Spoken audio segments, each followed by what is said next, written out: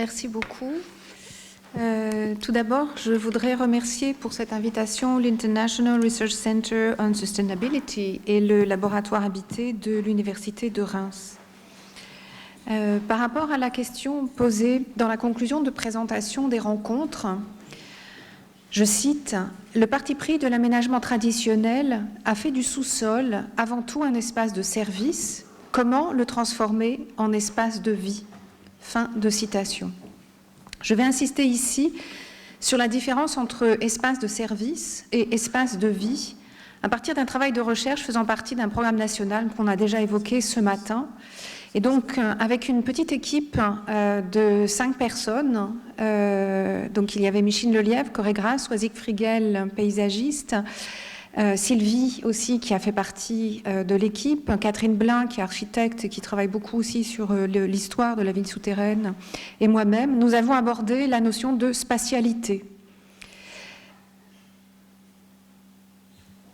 Avant de présenter cette notion, je précise d'emblée que les travaux que nous avons menés concernaient moins la faisabilité de l'espace de vie et plus la qualité du côté du vital et du champ d'action, c'est-à-dire des relations spatio-temporelles situées, et donc qui incluent la prise en compte de l'horizon, de ce que j'appelle le « je peux » et le chemin, et également du côté d'un certain commun.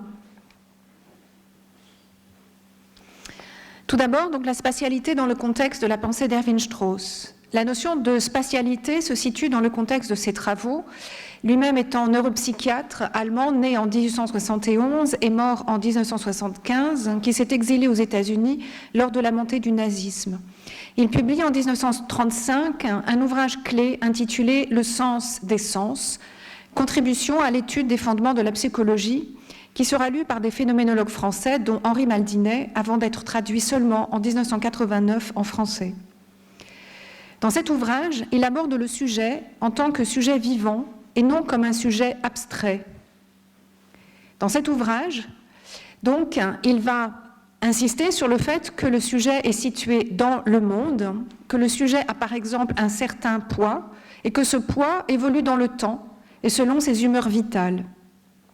En fait, avec quelques contemporains comme Weizsäcker, Strauss revendique une approche du sujet qui ne le sépare pas du monde qui l'entoure et qui considère les relations, c'est-à-dire les interrelations. Le sujet est un être relié, et vous mettez un tiret entre être et relié, donc le sujet est un être relié et en devenir. Dès lors, avec Strauss, nous sommes amenés à envisager la spatialité en tant que qualité momentanée de cette relation, et pas seulement comme qualité d'un espace. C'est une qualité de coprésence. Il s'agit d'envisager la manière dont le sujet, dans le même mouvement, éprouve et s'éprouve dans et avec le monde ou le moment de monde. Autrement dit, il n'y a pas d'un côté le sujet et de l'autre le monde ou un environnement. Il y a un sujet avec son monde qui est plus ou moins commun, ouvert et disponible à autrui. Cette considération fonde notre approche du travail de recherche et cela pose en même temps toute une suite de questions à la recherche et à nous-mêmes en tant que chercheurs, sur lesquelles je vais revenir au fur et à mesure, sans toutefois les développer car ce n'est pas le sujet, mais je serai heureuse d'en reparler avec vous s'il y a des questions.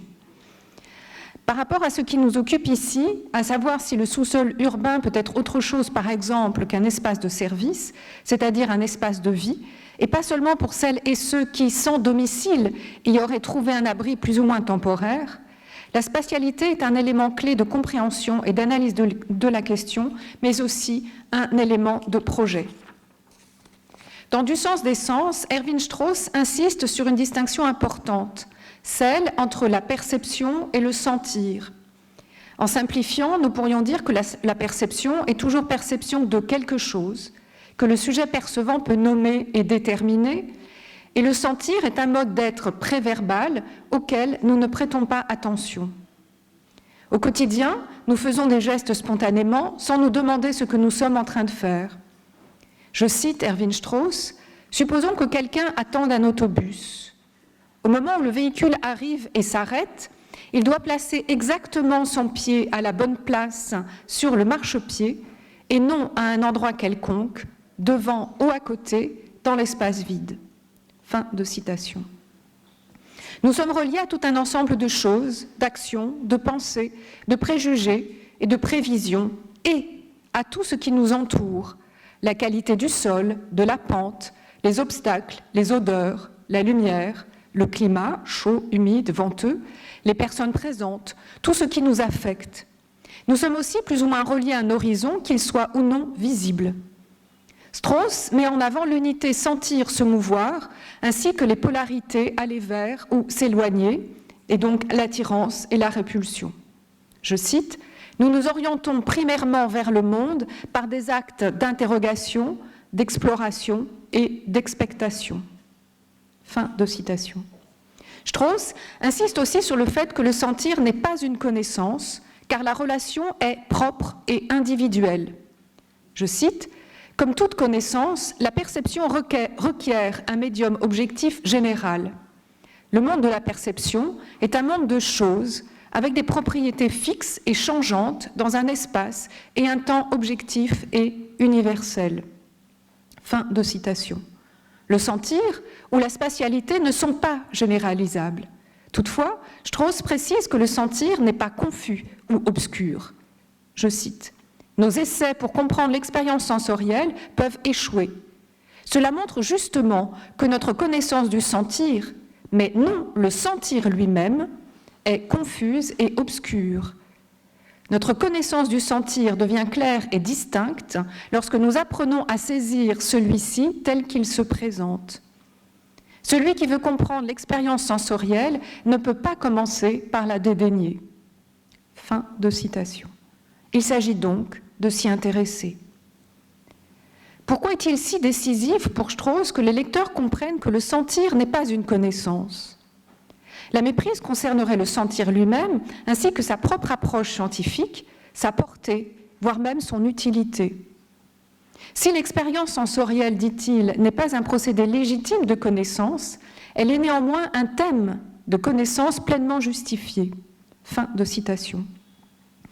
Dans son introduction au chapitre intitulé « Caractéristiques préliminaires du sentir », il définit deux formes de connaissance, la forme ordinaire et la forme scientifique, en indiquant que toutes les deux sont, je cite, « enracinées dans l'existence humaine », car c'est l'homme qui, dans son monde, élabore la science.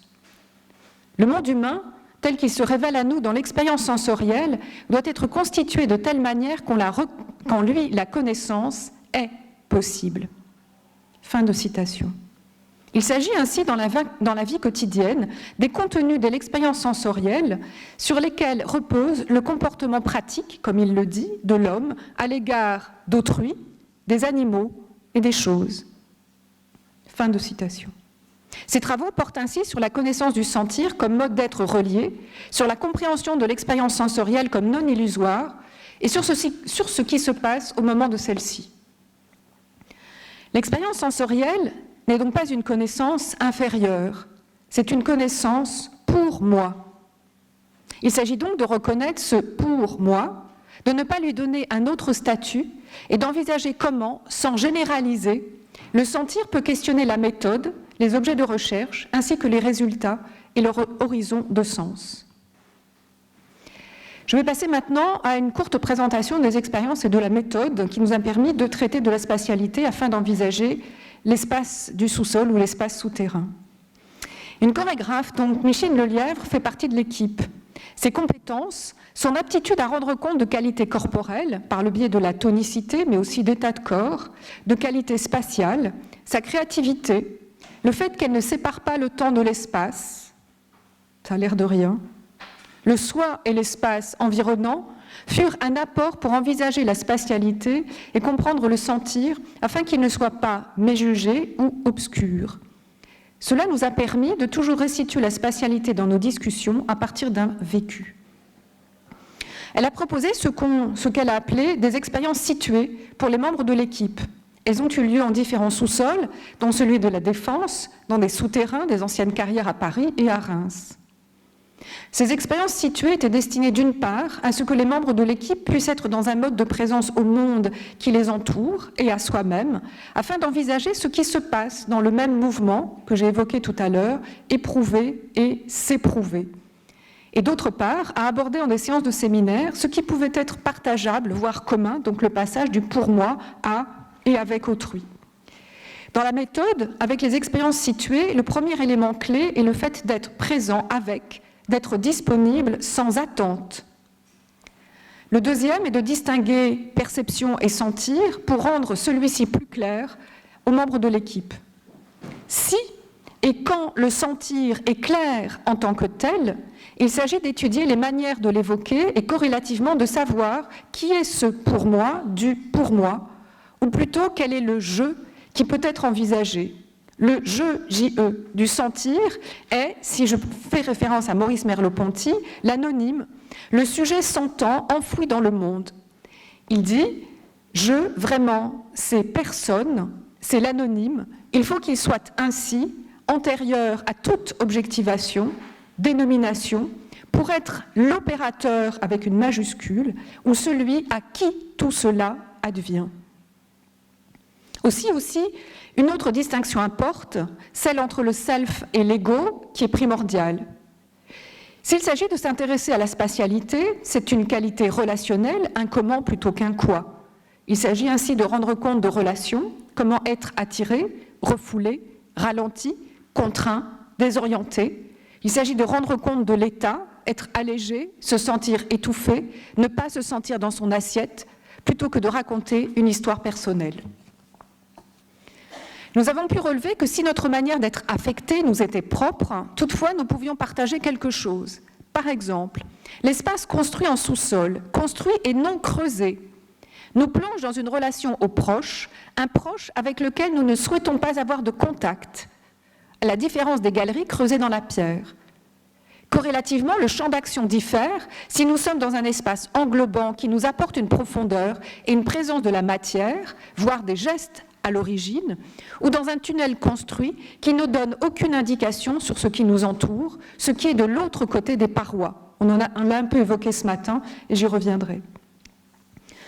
Concernant les modalités d'expression ou de description de la spatialité, nous avons exploré l'écriture de textes à partir de descriptions à plusieurs voix, des échanges oraux lors de séminaires, de manière à passer du pour moi à quelque chose qui serait de l'ordre du commun, ainsi que des dessins que je vous montrerai rapidement, réalisés par Swazig Frigel, qui a réalisé des cartographies in situ. Vous avez ici la carrière des Capucins à Paris, des croquis de mémoire, des expressions de ce qui a été éprouvé, avec, au fur et à mesure, la nécessité de se débarrasser des codes habituels de représentation géométrique mesurés pour envisager, au contraire, des intensités et des densités.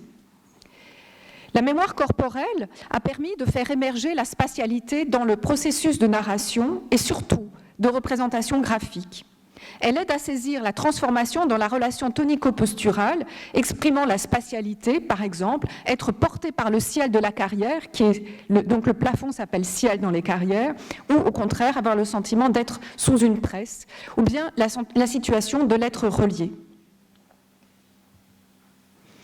Ce qui a émergé de nos travaux, c'est tout d'abord la présence de l'organique, de la lumière et de l'eau, et corrélativement de leur absence. Le manque d'eau a été fortement relevé. Et quand je parle d'eau, c'est d'une qualité d'eau, c'est-à-dire comment l'eau est élément et pas uniquement une sorte de circuit clos.